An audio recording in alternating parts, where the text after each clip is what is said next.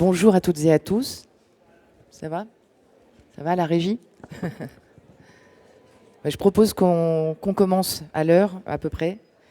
Je vais juste mettre mon chronomètre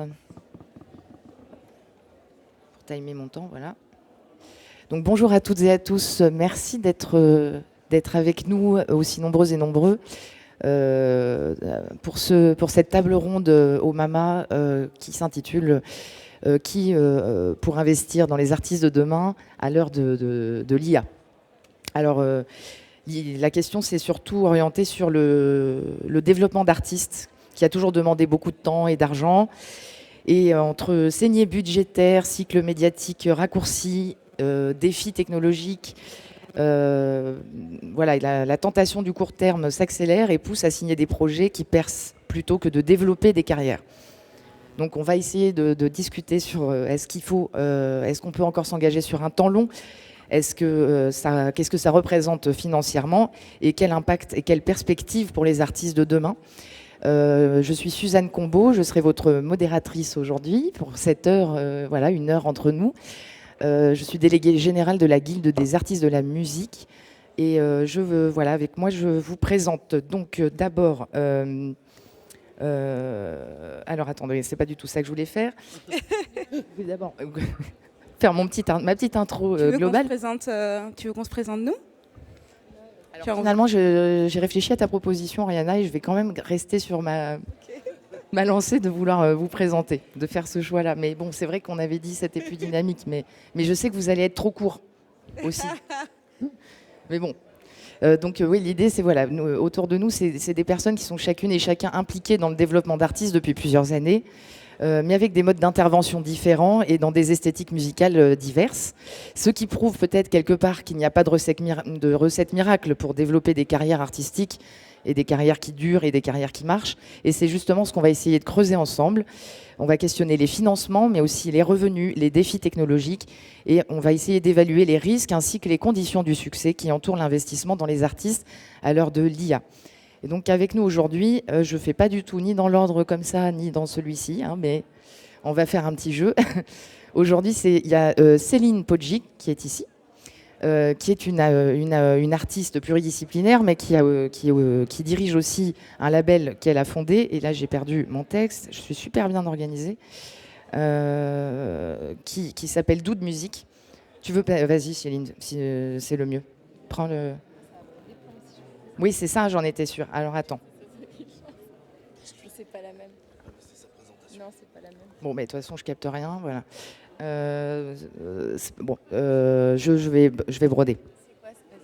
Non, mais c'est l'idée que en fait, tu es à la fois, tu es une artiste entrepreneuse, voilà, qui fait beaucoup de projets, donc qui dirige Doux de musique, qui est un label de jazz. Principalement, mais toi en tant qu'artiste, tu évolues aussi dans des esthétiques comme la musique sacrée, le théâtre lyrique, et grâce à ton expérience aussi de direction de ce label de jazz, ça t'a amené aussi à vouloir questionner les esthétiques musicales et à hybrider ces esthétiques, et donc tu lances aussi ce projet plutôt dans les musiques actuelles qui s'appelle Sand. Enfin, tu évolues sous ce nom d'artiste. Et c'est un projet électro-dark, mais enfin, que tu disais plutôt oui, c'est ça, c'est un projet. Qui mélange, oui, c'est un projet électro-trip-hop en français. Et oui, donc j'ai fondé le label Doud en 2017 et je produis principalement des artistes de jazz. J'ai eu la chance de commencer par produire des grosses pointures du jazz et puis par la suite, moi j'ai toujours mené mes deux carrières simultanément, ma carrière de productrice et ma carrière d'artiste. Et donc là, le nouveau projet qui va sortir sur le label que je me fais un plaisir de produire, d'autoproduire finalement, c'est le projet Sand, qui est donc un projet d'électro en français. Merci. À côté de toi, à ta gauche, Alex Monville travaille activement dans le secteur des musiques actuelles depuis plus de 20 ans. Donc tu as un peu tout fait, tu es un peu le 360, booker, programmateur à Canal 93, formateur, tu es toujours antenne des Inouïs, plus. Tu as été antenne des Inouïs hip-hop. Tu es depuis quelque temps le directeur de la SMAC Louvre-Boîte à Beauvais. après avoir été celui de la biscuiterie. Voilà. Mais en parallèle, dans la continuité de ses activités d'accompagnement d'artistes, Alex a fondé une structure d'édition musicale et phonographique en 2017 qui s'appelle La Couveuse, que certaines et certains d'entre vous doivent connaître. Le label a ainsi produit des albums, notamment de Thérèse, qu'on connaît beaucoup ici au MAMA. Voilà. Et l'idée, c'était d'être un label découvreur, je cite, de nouveaux artistes essentiellement francophones. Donc on y reviendra plus tard.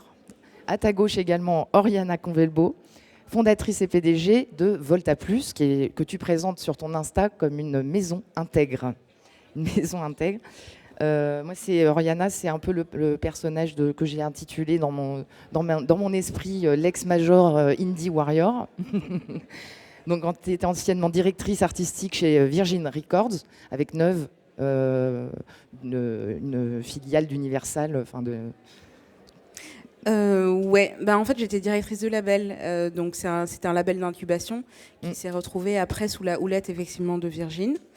Et voilà, je vais te laisser poursuivre. Oui, parce que par ailleurs, tu étais directrice artistique chez Warner Chappell, donc côté plutôt édition, publishing. Et tu es spécialiste de l'accompagnement d'artistes émergents, de la tournée aux éditions en passant par la production phono. Donc tu as travaillé avec des grands noms de la scène musicale comme Oxmo Puccino, MHD, Terre Noire.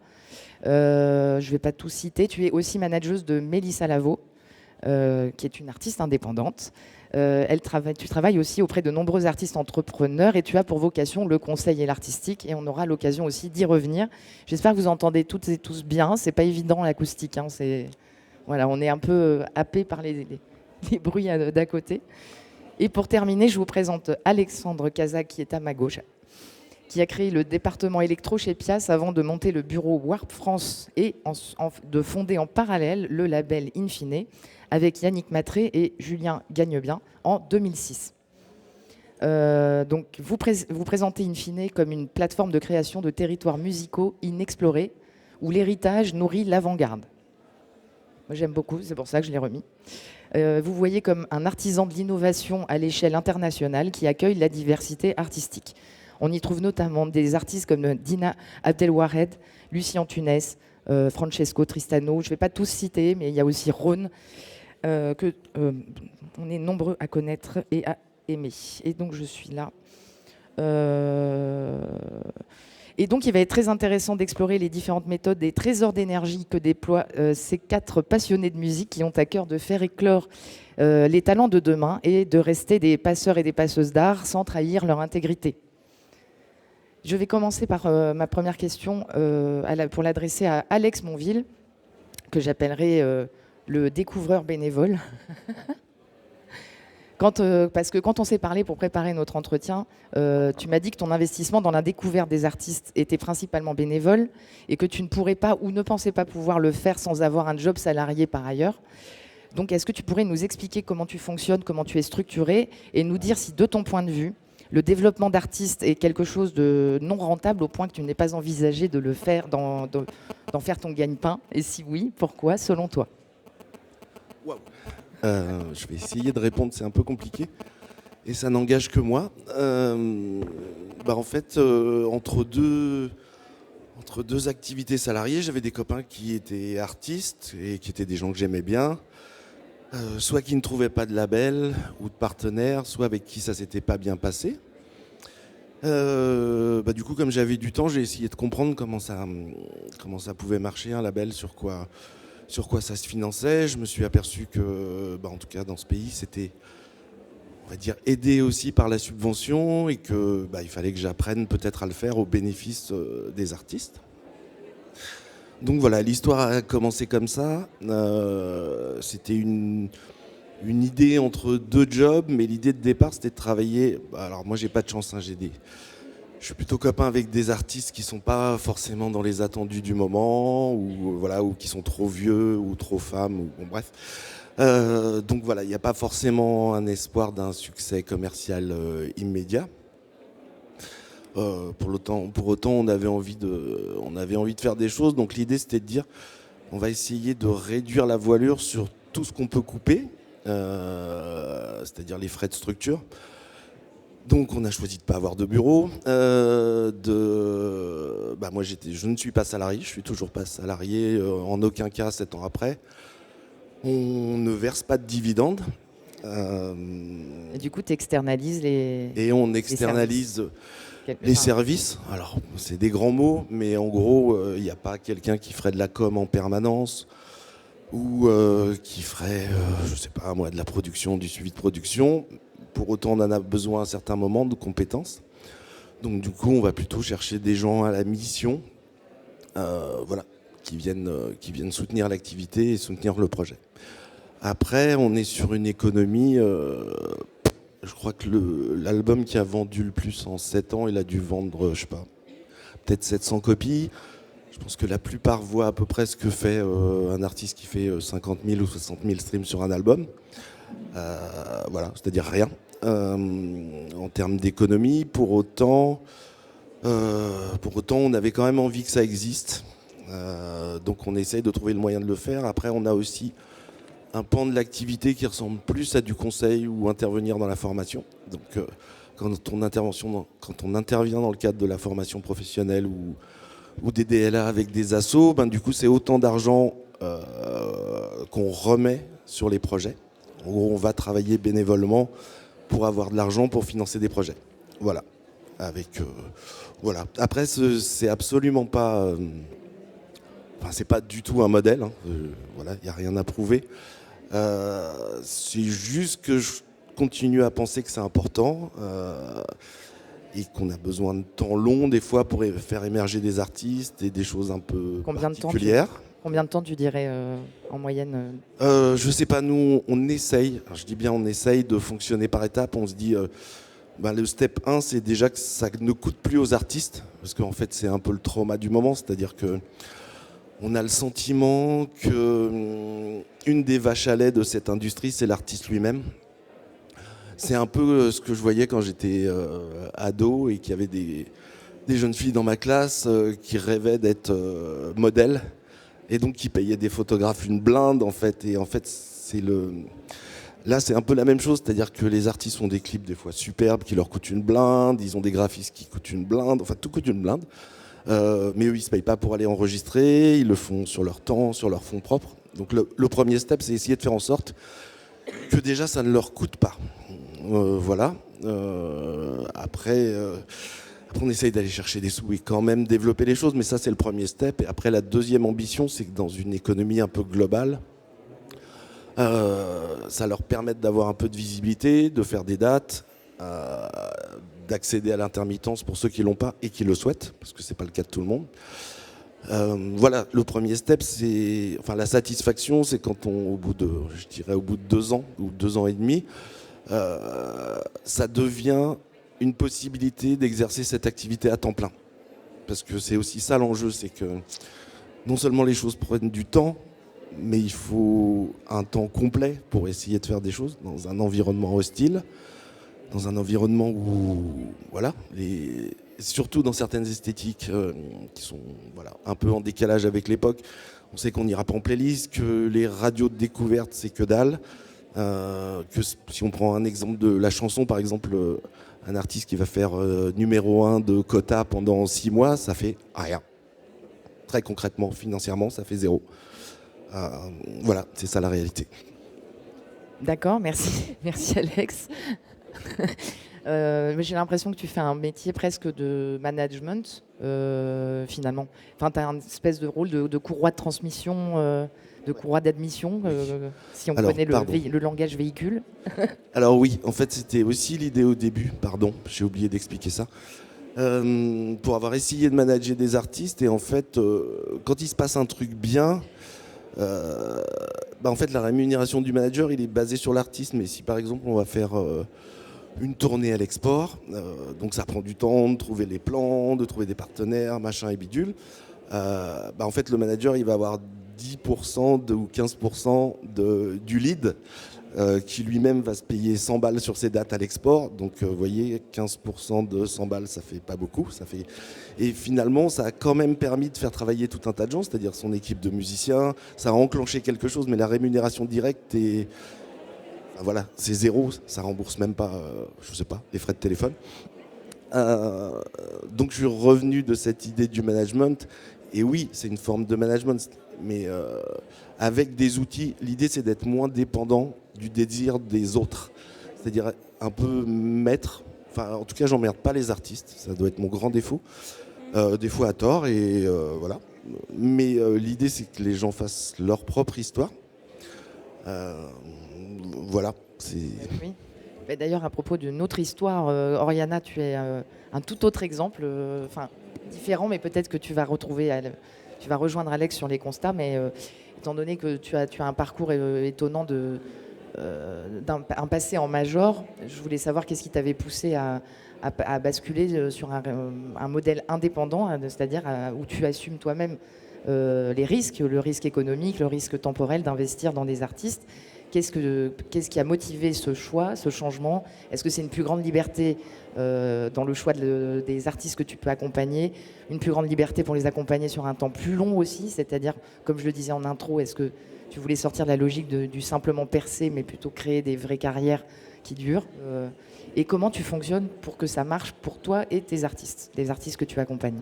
Ah ben ça reste la question, hein. Je suis seulement en année 3 d'existence. Félicitations. Merci, mais on va bien voir ce qui va se passer. Ce qui est certain, c'est que moi, avant d'être en major, j'étais quand même indépendante. Donc j'ai commencé ma carrière dans une boîte de tours et de production de spectacles qui s'appelait Dans la boîte. À l'époque, je vois Shadia par là, avec laquelle je partageais un grand moment de vie professionnelle. Et ensuite, j'ai été chez Atmosphérique, qui était un des grands labels indépendants SO Marc Tonon. Voilà, donc c'est un peu là que j'ai appris aussi l'artistique, et je pense que ça a permis de me renforcer, on va dire, en termes de vision. Et après, oui, effectivement, j'ai connu les majors. Et ce qui m'en a fait sortir, c'était une immense colère. Parce que moi, je suis une personne racisée, et que pour moi, à l'époque où je suis sortie de la major, je considérais que quelque part il y avait un déséquilibre mercantile très fort, et je suis sortie de là en me disant que j'avais envie d'aider les artistes racisés à continuer à posséder leurs droits, leurs masters et leurs éditions, que c'était pour moi quelque chose qui était un peu militant et un peu je pense identitaire. Enfin, en tout cas, c'est quelque chose qui faisait écho à mon propre vécu. Et j'avais très envie de faire la démarche, ou en tout cas le geste d'essayer. Voilà. Donc j'ai commencé en me disant en l'occurrence, à l'époque, je n'avais pas de charge. Maintenant, je suis maman d'un bébé de 2 ans, mais en vrai, j'étais solo, et je me suis dit, en fait, j'ai envie d'aider. J'ai envie d'essayer d'aider les artistes entrepreneurs, exactement comme Alex. Et là, je pense qu'on se retrouve bien à cet endroit. À les accompagner dans ce parcours-là, quoi. Et donc, il se trouve que de manière malencontreuse presque, j'ai commencé des collaborations avec des artistes qui se sont avérés sur les dernières années plutôt porteurs, et qui ont connu eux-mêmes la lumière, et puis le succès, et puis voilà. Et puis du coup, ça, une chose en emmenant une autre, voilà. Et ça t'a permis de mutualiser ces succès-là pour t'autoriser à encore plus prendre de risques sur d'autres. Oui. Moi, je suis de toutes les façons, je suis dans la démarche. Je pense que je suis une risque-takeuse. Voilà. J'ai monté tout ça autour de 2 artistes. Donc, l'une, c'est Mélissa Lavo, qui est maintenant du coup artiste indépendante, qui a été longtemps en label, mais qui avait envie en fait d'avoir aussi ses propres œuvres dans l'œuvre. Et c'est une personne passionnante qui m'a éveillée à énormément de choses, aussi bien à une conscience politique qu'artistique. Et voilà, et donc ça m'a beaucoup aidé d'avoir à côté de moi une artiste comme ça. Et puis l'autre, c'était Frisk Orleans, qui s'est retrouvée dans une polémique il y a à peu près 5 ans, une immense polémique assez douloureuse. Pour moi, je parle.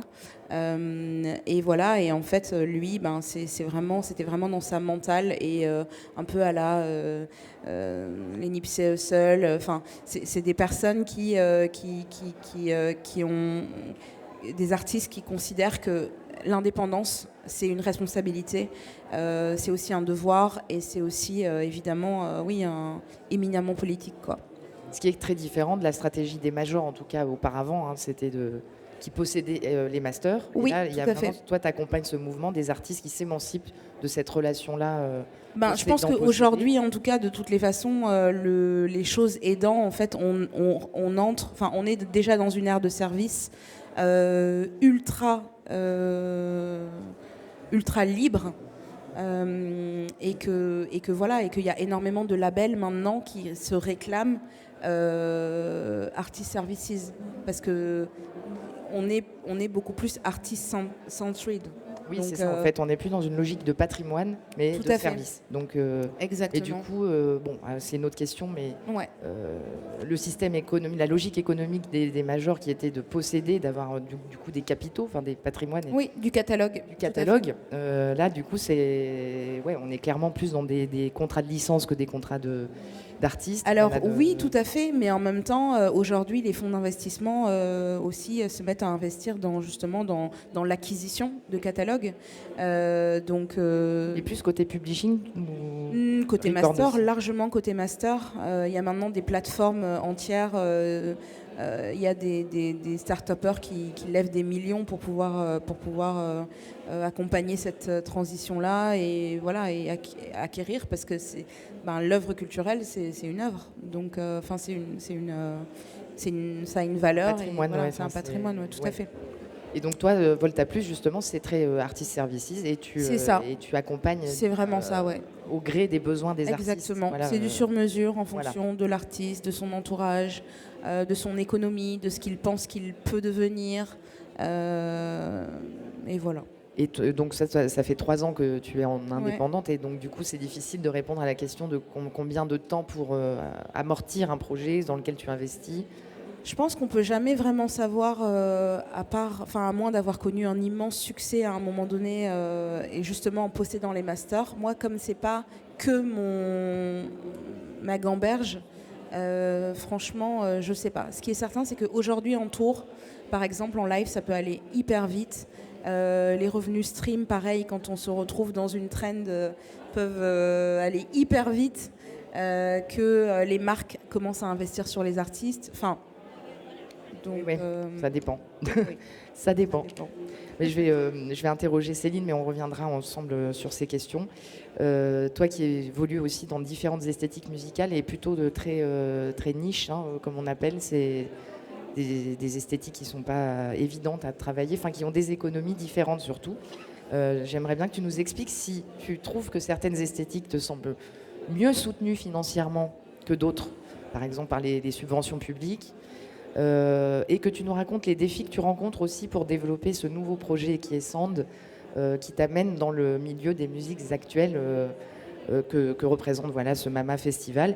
Et quelles solutions tu mets en place, parce que quand on a préparé ensemble, tu as des solutions très intéressantes et qui sortent un peu des sentiers battus pour financer ton projet, et aussi des questions sur comment tu fais pour le rendre plus visible. Donc ça m'amène à cette question de la découvrabilité de nos amis québécois qui passionnent aussi Alexandre. Comment tu fais pour rendre ce projet visible et espérer en tirer des revenus surtout? Donc il y a beaucoup de questions. Mais tu vois, on va faire un peu comme avec Alex et Oriana. Tu peux répondre et après je rebondirai. D'accord. Déjà, pour répondre à la première question sur sur les esthétiques, si certaines me semblent être mieux aidées, financées que d'autres, etc., c'est un peu compliqué pour moi de répondre à cette question parce que même si j'ai travaillé dans plusieurs esthétiques différentes, c'était davantage en tant qu'artiste qu'en tant que productrice. Donc je n'ai pas été dans les coulisses, par exemple, des productions classiques sur lesquelles j'étais artiste ou de musique sacrée ou ancienne, etc. En revanche, sur le jazz et du coup maintenant un peu plus sur les musiques actuelles, je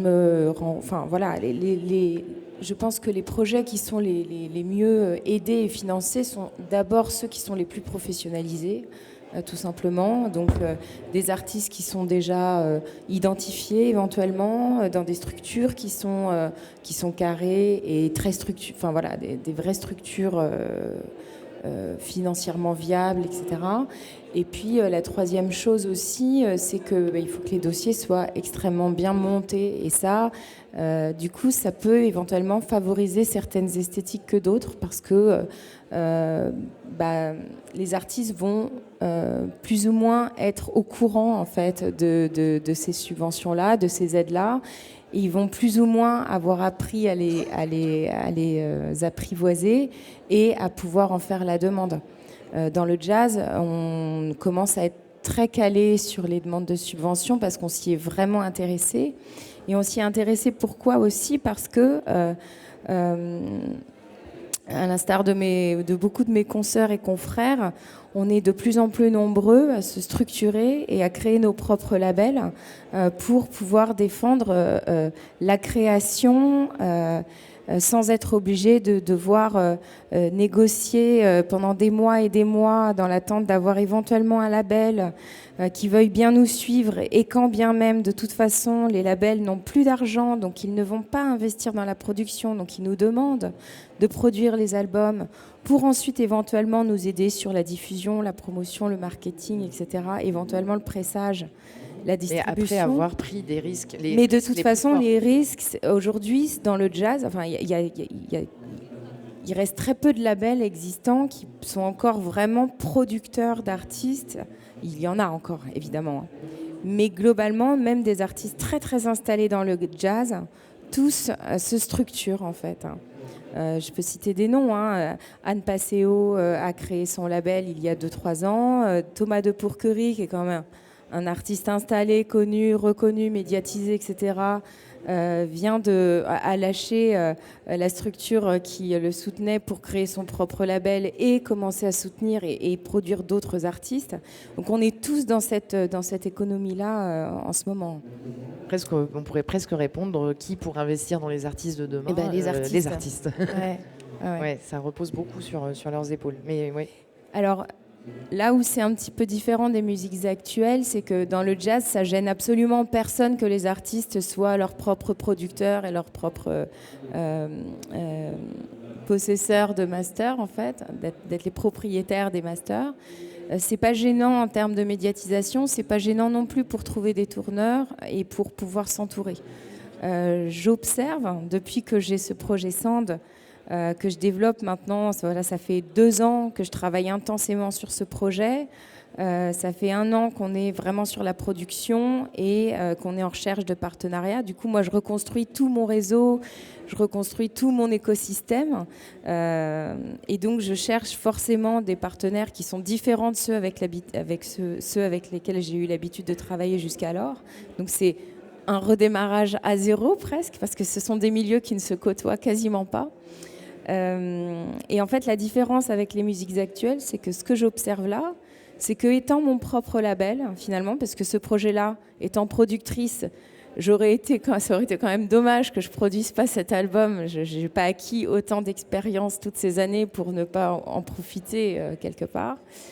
Eh bien, je m'aperçois que le poids du label, le poids d'avoir un label qui ne soit pas celui de l'artiste dans les musiques actuelles compte pour pouvoir trouver des partenaires, pour pouvoir trouver un booker, pour pouvoir peut-être avoir des coéditions, etc. Et en fait, ça joue. Et pour la première fois de ma vie, c'est un frein pour trouver des partenaires et pour construire un écosystème autour de ce projet. Et d'autres freins comme aussi la difficulté de percevoir des subventions aussi quand on est artiste entrepreneur.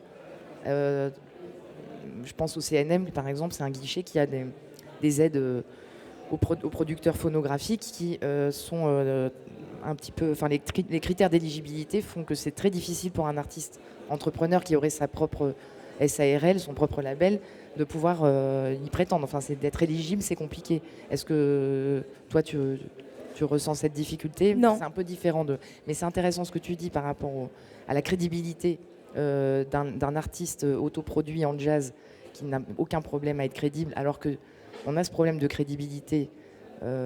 Oui, dans absolument. Dans la filière, en tout cas, il y a vraiment une question de crédibilité sur l'artiste entrepreneur, l'artiste qui s'autoproduit. Finalement, dans la musique actuelle, ça va être l'artiste qui n'a pas trouvé les partenaires, donc quelque part qui n'est peut-être pas viable. Ça peut être économiquement ou artistiquement, esthétiquement même. Ouais, moi je non, j'aimerais bien nuancer ça parce qu'en fait c'est pas le cas, on est d'accord, mais alors non, et puis il y a plein d'esthétiques où c'est pas le cas. Là, peut-être qu'on se parle de la variété et encore, mais aujourd'hui, c'est ultra légit et c'est même assumé et intensément salué. D'être son propre label, en tout cas surtout dans les musiques rap notamment. Bien sûr, le rap peut-être complètement. Dans le rap et l'urbain, ouais. Mais dans d'autres esthétiques, c'est beaucoup plus compliqué. Toutes les musiques underground, je pense, parce qu'en fait, il y a quelque chose où il y a eu toujours une diabolisation du label. Enfin, il y a quand même quelque chose. Enfin, moi, je trouve que bon. Et puis, il y a tellement de formes de labels différentes, tellement justement d'éthique, d'esthétique et de, je sais pas, et de mental différentes. Que non, moi, je n'ai pas l'impression que ce soit une problématique. Au contraire. Par contre, trouver des renforcements et trouver des alliés, oui, c'est important. Donc, à un moment donné, oui, effectivement, on peut avoir sa légitimité renforcée quand on a une distribution avec un tel ou un tel ou un tel, et qu'on s'est formé une équipe de champions en indépendant. Mais aujourd'hui, les gros labels indépendants, en tout cas, j'ai l'impression, le revendiquent. Enfin, sont derrière les artistes et je trouve que c'est une revendication en soi. Alex, tu veux réagir aussi? Oui, en fait, moi, ce que je trouve, c'est que c'est sur ce que tu dis, c'est que en fait, les gens n'y vont pas tout seuls économiquement dans un temps fragile. C'est pas tant le fait d'être indé, c'est plutôt est-ce qu'il y aura un co-investisseur avec moi pour starter le truc, en gros. C'est plus ça.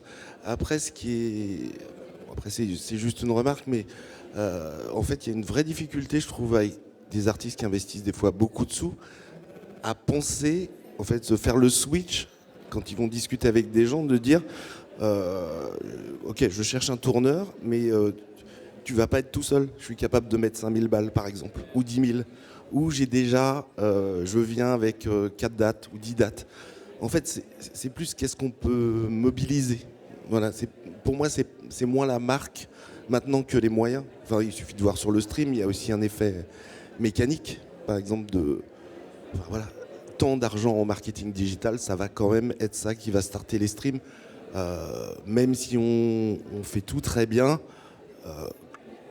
la question du pognon est quand même un truc essentiel, quoi. Donc, en fait, la question, c'est est-ce que le partenaire sera seul ou pas? Il y a plein de trucs qui se bousculent dans ma tête, mais je vais finir avec Céline pour toi, justement, les stratégies un peu de... je dirais ta créativité financière nous intéresse. Comment tu, justement, trouves des solutions de financement avant de penser même à atteindre les premiers revenus. Et on sait que ça fait 5 ans que tu développes 5 ans, 2 ans. Ça fait 2 ans que je travaille sur Sand et puis après. Non, c'est moi qui me dis, c'est dans 5 ans que tu sur le label. Mais oui. Mais oui, donc ça fait 2 ans. Tu ne fais qu'injecter de l'argent, le financement, mais tu n'as pour l'instant, aucun revenu pour le moment. Mais c'est un. Non. Non, sur ce projet. Sur ce projet, il n'y a absolument pas d'argent qui rentre depuis 2 ans. C'est d'abord de l'investissement. Et cet investissement, il passe par de la recherche de financement, évidemment. Moi, j'ai ma casquette de productrice qui produit des pointures du jazz. Donc, c'est des artistes qui ont quand même une exigence, avec des exigences en termes d'enregistrement, en termes de plein de choses. Il faut que ce sont des artistes d'exception, il faut que les conditions soient exceptionnelles, et tout ça, ça coûte de l'argent. Donc je sais aller chercher de l'argent pour pouvoir financer ces projets, ces créations, et soutenir les artistes qui sont accompagnés sur le label. Et cette casquette-là, je l'utilise aussi pour Sand, évidemment. Donc je vais aller chercher effectivement des financements publics, des financements auprès des sociétés de gestion collective. Donc ça va être le CNM, la SCPP, la DAMI, la Spedidam. Après, moi je n'ai pas encore mis le nez dans toutes les aides régionales, la DRAC, etc. Mais c'est encore un autre challenge, n'est-ce pas? En tout cas, toi, pour ton projet Sand, mais c'est plus sur le live, je pense. Et oui. Le fait que le nom ne soit pas connu encore, alors que voilà, c'est ça, ton label de jazz sont des figures, des entités très connues, et donc c'est des artistes étiquettes qui apportent. Voilà, comme ce sont des noms connus, voilà. On arrive à avoir des subventions assez conséquentes pour les soutenir, parce qu'ils sont identifiés, et surtout ils sont aussi identifiés d'un point de vue purement, pas commercial, mais en tout cas... voilà, ils savent qu'il y a déjà des albums derrière, qu'il y a une notoriété, qu'il y a eu des victoires de la musique, et tout ça, ça a une valeur, et donc c'est soutenu. Et le jazz est soutenu parce que finalement, dans la masse des projets qui arrivent donc dans les commissions SCPP, etc., et CNM, finalement, le jazz représente une partie assez maigre. Donc, en général, quand il y a des projets de jazz qui sont bien soutenus, avec des artistes de qualité, une structure cohérente et des dossiers bien montés, ils les soutiennent. Pour les musiques actuelles, avec un projet que personne ne connaît, puisque moi j'étais connue en tant qu'artiste, en tant que Céline Poggi, personne ne connaît Sand, donc il a fallu que je fasse un gros travail de communication autour de ce projet-là, en expliquant bien que c'est le projet d'une artiste confirmée, mais c'est un projet émergent, donc il fallait bien comprendre ça, que je continuais quand même à travailler avec des artistes d'exception, et donc voilà, il faut vraiment mettre en œuvre tout, bien travailler l'esthétique, bien travailler. De toute façon, faire des dossiers de subvention, c'est long, c'est laborieux, c'est nécessaire. Et ça prend beaucoup de temps. Et ce temps-là, c'est du temps qu'on va prendre sur la création, hein, très clairement, quand on est et artiste et producteur. Mais ça marche. Et puis ensuite, il y a d'autres moyens de financement, comme le mécénat.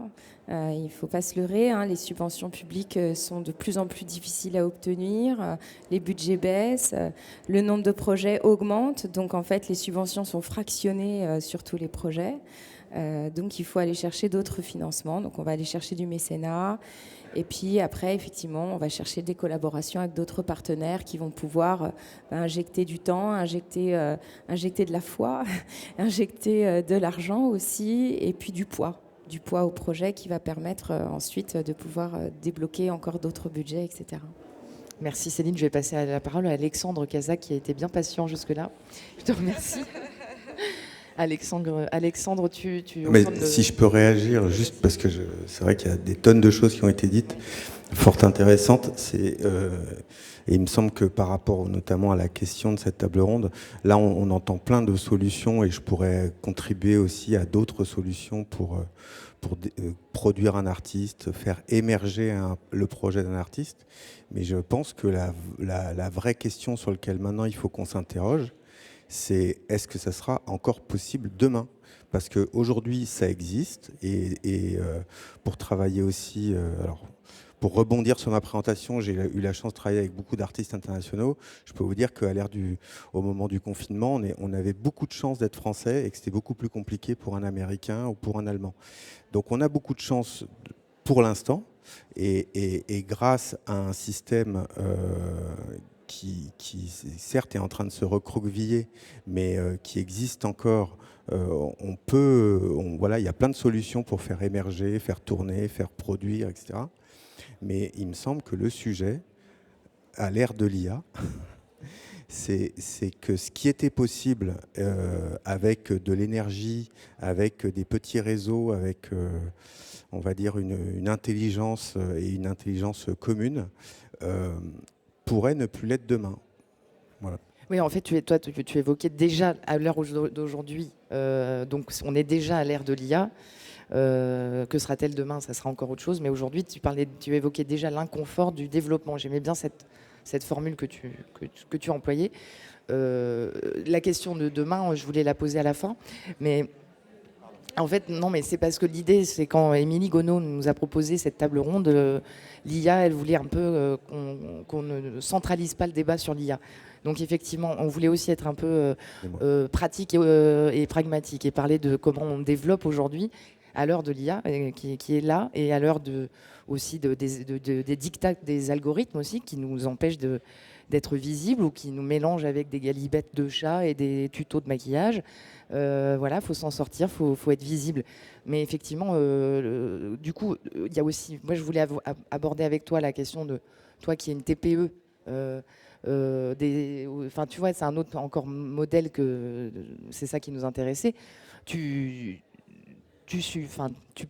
te permets de continuer à prendre des risques parce qu'il y a des subventions. Moi, je voulais d'abord parler du futur des subventions, du futur de l'intervention politique, des politiques de la musique. Est-ce qu'elles aussi, elles vont continuer à nous aider à investir dans les artistes de demain? Et après, on va aller à fond sur l'IA. Pardon pour l'interruption d'IA. Mais d'abord, voilà, pour rester encore un peu dans les stratégies d'investissement économique. Et toi, surtout avec ton profil TPE. C'est vrai que donc ce que j'avais dit lors de notre appel téléphonique avant ce moment, c'est vrai que nous, on va bientôt avoir 20 ans, donc on a un petit peu de recul.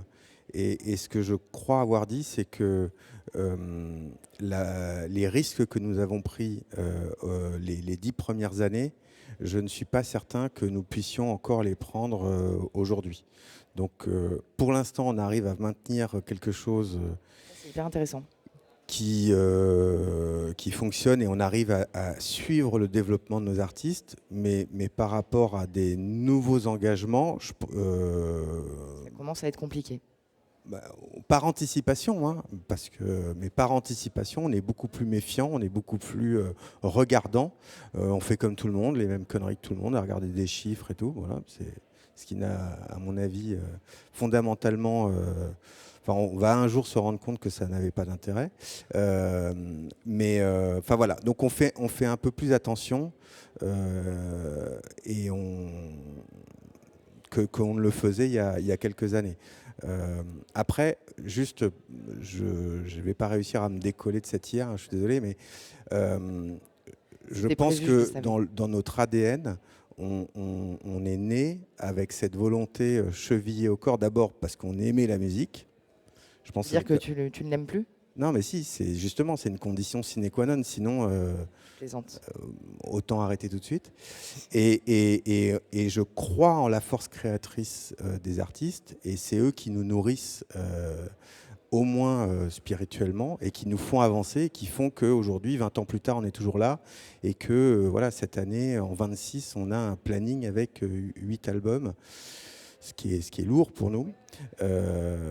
Mais c'est donc ces projets, c'est la création des artistes que je pense on est une équipe où on partage cette passion pour accompagner la création des artistes. Et je pense que c'est fondamental et que ça reste. Ce que je voudrais juste défendre avant par rapport à l'IA aussi, c'est que cette partie créatrice, elle est le nœud. Non, mais elle est la chose la plus importante. Il faut y croire. Et qu'on veut nous faire croire que ça pourrait être remplacé par des artefacts. Non, ça ne sera jamais remplacé par des artefacts. Et il faut effectivement en être bien conscient et il faut la défendre. Mais là, c'est les questions d'après, donc je me tais. Mais elle est essentielle et elle est le moteur de notre aventure. Maintenant, on est une dizaine de personnes. Voilà. Mais il faut tous qu'on soit vigilants parce que pour l'instant, on arrive à avancer. On a tous nos réseaux, nos circuits. Je pense que voilà, on voit bien que c'est un peu différent différent suivant les esthétiques.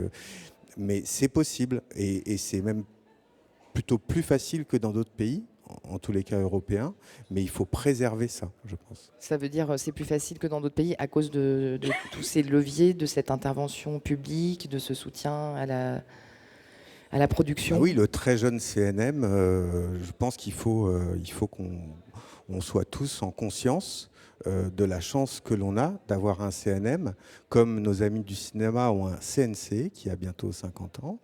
Et que, n'est-ce pas grâce au CNC et au Festival de Cannes et 2-3 autres petits détails que le cinéma français est le 3e cinéma du monde. Il y a un système vertueux qui fait que ça alimente les productions et qu'aujourd'hui, des productions d'ailleurs françaises et internationales viennent se faire financer en France. Voilà, j'espère que le CNM pourra petit à petit jouer ce rôle. Et voilà, la taxe streaming est un premier pas, mais il y a certainement d'autres choses à faire. Oui, on n'a pas évoqué la concentration, mais en tout cas, quand on s'est parlé, tu m'as dit, quand on a démarré In Fine, on devait convaincre 20 000 magasins, 20 000 disquaires, et aujourd'hui, on doit convaincre 3 plateformes. Et c'est hyper intéressant. Pour me faire reparler de l'IA, là. Ouais, non, mais je trouvais ton métier a changé. Enfin, le métier. Oui, mais d'ailleurs, c'est ce qui s'est dit avant.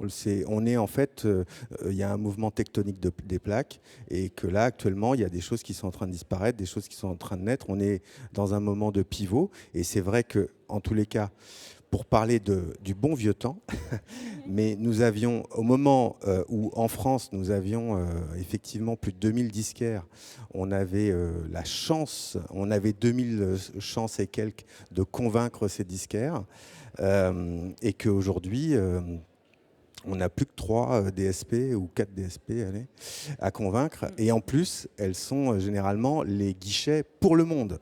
Donc, par exemple... Oui. Vas-y, Oriana. Juste une petite, j'en ai pour 2 secondes, mais c'est un cas là de tout à l'heure, une réunion. On a un projet avec 2 Américaines qui sont en plus reconnues aux États-Unis, etc. Et parce qu'on passe par le guichet français d'une DSP à logo vert, et ben ça ne remonte pas, ils en ont rien à fiche parce que pour eux c'est pas intéressant, et ça ne remonte pas au niveau de l'international. Et pour avoir le bénéfice de l'âge, connaître des gens qui sont dans les DSP au niveau de l'international, disent ah ben non, on peut rien faire si ça ne remonte pas des Français, ça ne vient pas. Voilà, enfin bref, ouais. C'est des mécaniques qui petit à petit peuvent nous broyer. Voilà. Petite nuance, oui, oui, petite voire grosse nuance me concernant, parce qu'en fait, je pense que, en tout cas, je suis sur des esthétiques où le direct to fan est très important. Pour moi, en fait, oui, il y a peut-être 3 DSP effectivement majeurs actuellement, mais on est sur des centaines de milliers de sites d'artistes à fans. En ce moment, c'est là, pour moi, les enjeux. C'est l'audience, c'est la communauté, c'est les relations que l'artiste tisse avec sa propre audience. Et en réalité, je pense que oui, on parle de ces plateformes, mais de plus en plus d'artistes retirent leur catalogue des plateformes. De plus en plus d'artistes ont des manières de fonctionner qui sont différentes. Qui mettent en place des systèmes de financement de coopération. Et ça va être de plus en plus le cas. Aujourd'hui, il y a des plateformes ou des systèmes via lesquels les fans peuvent acquérir aussi une partie des masters des artistes. Avec eux, il y a énormément de choses qui sont quand même en train de se passer aussi, grâce à l'IA aussi, via l'IA aussi, et pas que, qui fait que je pense qu'on va produire différemment. Aussi bien que, effectivement, il y a ne serait-ce que 20 ans, c'était compliqué de voir émerger un master propre. Autrement qu'en passant par quelqu'un qui fait un mastering, quelqu'un qui fait un mixage, et voilà. Maintenant, en fait, on a des choses qui sont approximatives, dont la qualité est approximative, mais en même temps, nos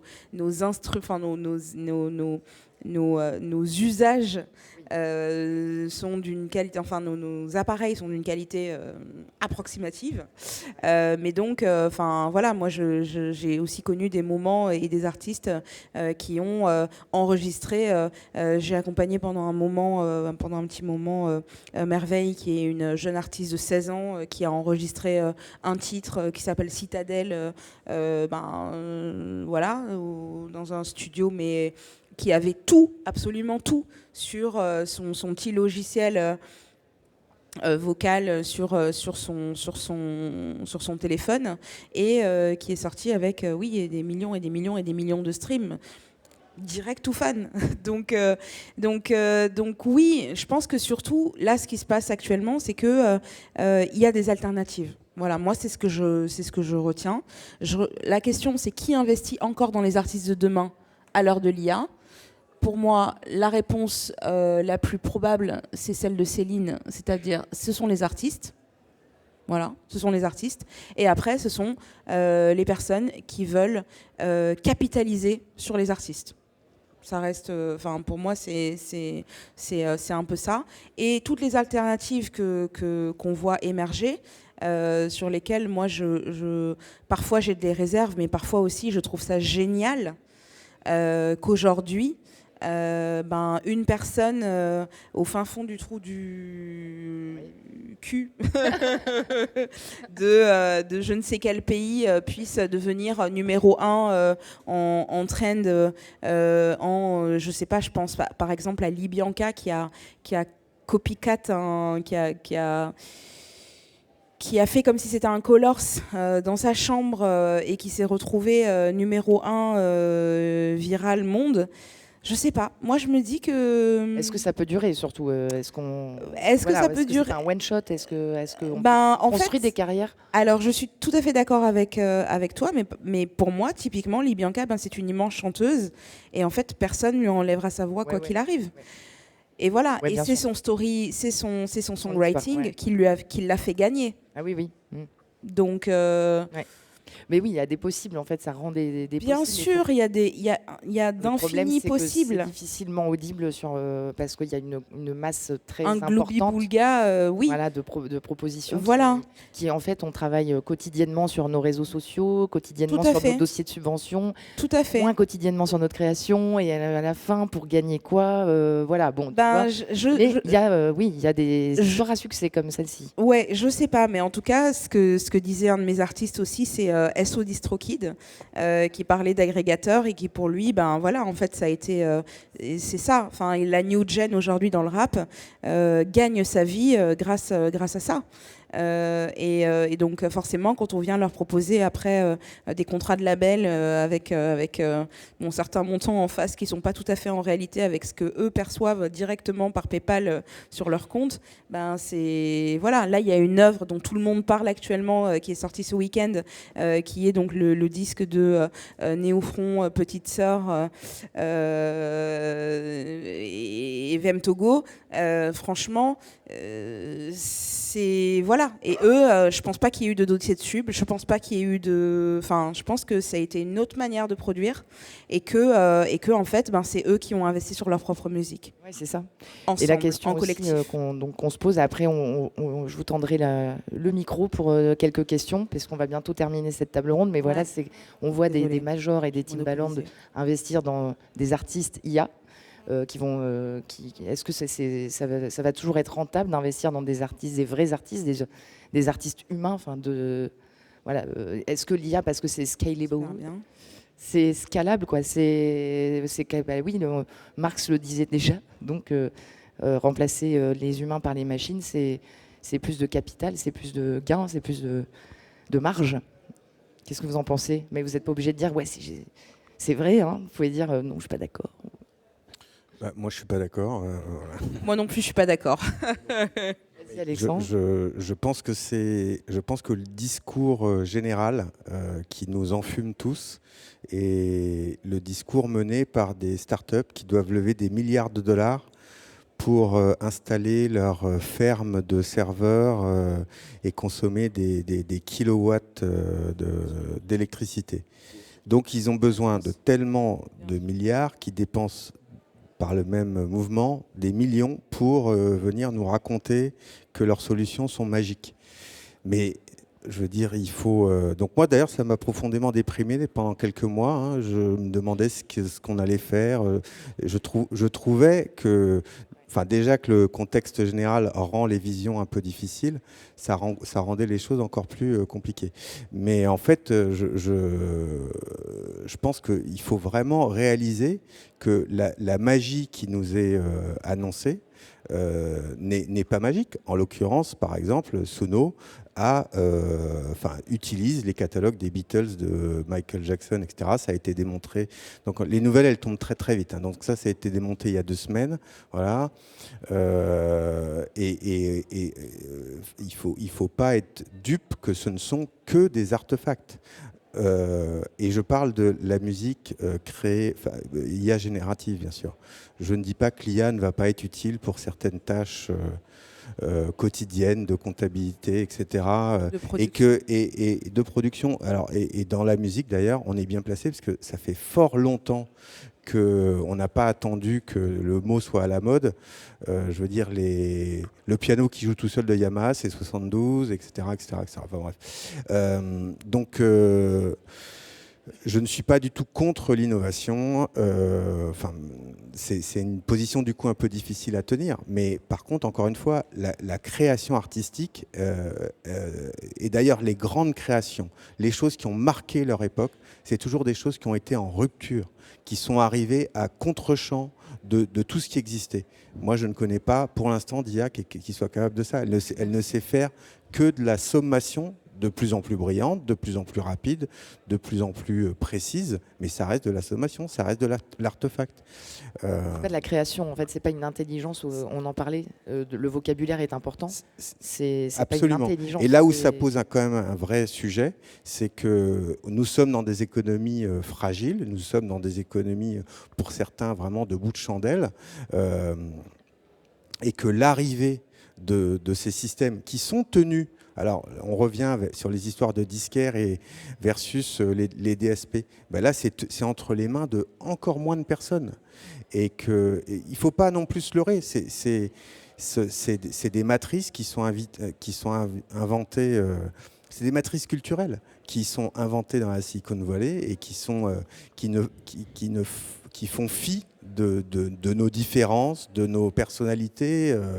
Ce n'est pas l'objet de ces créations. L'objet, c'est de faire un effet waouh pour l'utilisateur. J'ai un exemple à la con, je crois que je te l'ai sorti, mais si on demande, un Italien sait qu'une pâte carbonara, on ne met pas de crème dans une pâte carbonara. Bah, demandez à ChatGPT, alors peut-être c'est moins vrai maintenant, mais en tous les cas, ChatGPT, il y a 2-3 ans, sortait une recette avec de la crème, parce que voilà, en Californie, on met de la crème. C'est comme on trouve le mot jazz. Donc c'est un exemple complètement idiot, je vous prie de m'en excuser, mais c'est symptomatique, en tous les cas, de ce que ça crée, de ce que ça prétend créer. Pardon. Je crois qu'Oriana voulait réagir, mais Alex aussi. Oriana, vas-y. Et après, on va demander moi, je suis au public. totalement d'accord avec Alexandre. En tout cas par rapport au fait que ce qui compte dans les œuvres artistiques qui ont pu marquer ont forcément été en rupture, et je pense que ça reste vraiment c'est fondamental de se le rappeler. Après, on est dans une ère, pour moi, beaucoup justement d'approximation et aussi de médiocrité, entre guillemets, médiocrité dans le sens vraiment latin, c'est-à-dire moyen. Et donc, en fait, c'est ce que je pense de façon globale. Les majors et parfois certains gros indés ont compris. C'est-à-dire que le plus gros de la consommation se trouve malheureusement dans le médian. Voilà. Donc voilà. Mais après, je pense qu'on peut tous là parler d'œuvres qui nous ont mis une claque à différentes époques, à différents moments, etc. Et effectivement, la matière créative, disruptive, elle restera forcément et entièrement, je pense, humaine. Et on pourra pas faire autrement. Et ça, c'est déjà entre guillemets un espoir. Enfin, vas-y. Non, mais c'est Alex d'abord et Céline pour finir avant l'audience. Ce que je voulais dire, c'est que Il reste 2 minutes. On ne peut pas penser seulement que de la croissance de cette manière-là. En fait, toujours plus vite, toujours plus de streams. En fait, non. C'est pas une obligation absolue. Il y a aussi, c'est un modèle économique, c'est un modèle de société. Je vois aussi des petits artistes qui se débrouillent sur des modèles qui sont complètement différents et des choses plutôt rassurantes. Des gens qui font de la créa, qui font de l'EAC, qui passent d'un truc à un autre, qui switchent, qui inventent des communautés. Attention, le seul modèle, il n'est pas libéral, ultra-capitaliste. Enfin, on a le droit de choisir aussi. Totalement d'accord. Complètement d'accord aussi. Céline? Non, mais en fait, on parle effectivement de l'IA comme est-ce que ça va être un remplaçant de la création? Est-ce que ça va être rentable, en tout cas, de continuer à investir dans l'artiste humain, quoi? Je ne crois pas que l'IA puisse remplacer l'artiste humain. Je suis complètement d'accord là-dessus. Vous êtes tous d'accord. En revanche, l'IA, elle va décider de quel artiste humain va être mis en valeur ou pas, va être visibilisé ou pas. Et visibilisé ou pas. Et en fait, moi, c'est de cette IA-là aussi. Alors, c'est parce que... Enfin, pas que... Oui, évidemment, il y a toujours énormément d'exceptions, il y a énormément de modèles, il y a énormément de manières de faire, mais il y a quand même que 3-4 plateformes et c'est elles qui décident de comment l'IA va être demain et comment l'algorithme va être géré, manipulé et au service de qui? Au service des artistes, au service de la rentabilité et la rentabilité de qui? Des artistes ou des plateformes? Donc en fait, il faut quand même bien réfléchir à ça. Oui, il y a d'autres modèles économiques, il y a Bandcamp, il y a de l'artiste aux fans directs, il y en a plein, etc. Mais il y en a pas plein, il y en a de plus en plus. Mais il y en a plein et il y en a de plus en plus. Et je les développe aussi, donc j'en ai tout à fait conscience. Ouais. Il n'empêche qu'aujourd'hui, nos partenaires qu'on va aller chercher en booking, alors peut-être que dans le rap, c'est beaucoup plus simple parce qu'il y a quelque chose de hyper communautaire avec beaucoup de solidarité où les gens ils se rassemblent pour créer ensemble et tout, etc. Moi, je suis pas du tout dans ce cas de figure, par exemple. Et moi, mon économie, elle est différente. Elle est beaucoup plus solitaire. Et cette économie, et ça existe aussi, en fait. On va devoir s'arrêter, je suis désolée. Et en plus, c'est mea culpa. Je suis une très mauvaise modératrice, donc je n'ai pas l'occasion de, apparemment, vous laisser la parole. Vraiment pas une question. Non, mais c'est moi. J'ai été pas bonne sur le timing. Je suis désolée. Oui, il faut faut changer le plateau. Je suis navrée. Bon. Même pas une question? Je suis désolée. On peut échanger au pied de l'escalier avec grand plaisir, mais bon. Merci de votre attention à toutes et à tous. Merci à vous.